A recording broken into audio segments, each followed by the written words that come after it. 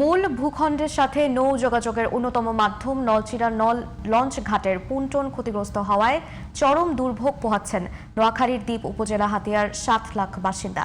নদীর তীর রক্ষা বাঁধের জিও ব্যাগের ওপর দিয়ে ওঠানামা করছে পণ্য, চলাচল করছে যাত্রীরাও। এতে নষ্ট হচ্ছে কোটি টাকার সরকারি প্রকল্পের জিও ব্যাগ। চরম ঝুঁকিতে নদীর তীর রক্ষা বাঁধও। নোয়াখালী প্রতিনিধি শাকিল আহমেদের তথ্য ও ছবিতে আরো জানাচ্ছেন সোহেল আহমদ।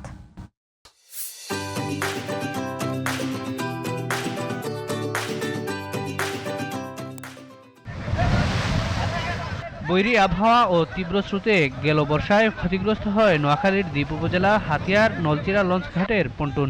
এরপর ঘাট দিয়ে যাতায়াতের নিয়মিত টোল আদায় করা হলেও সংস্কার হয়নি ক্ষতিগ্রস্ত পন্টুনটি।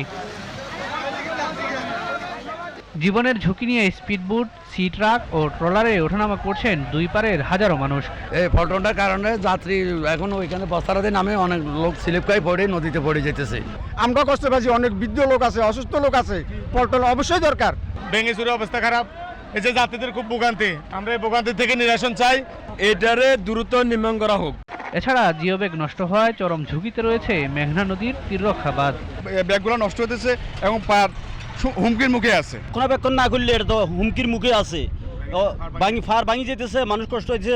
দ্রুততম সময়ে পন্টুন সংস্কারের আশ্বাস প্রশাসনের। এই বিষয়ে আমাদের বিআইডব্লিউটি এর প্রতিনিধি দল এখানে সরেজমিন তারা ভিজিট করবেন। আশা করছি আমরা তারা খুব দ্রুতই এটা এবং মেরামত করে দিবেন।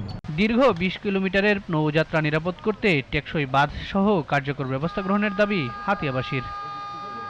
Sohel Ahmed, GTV news.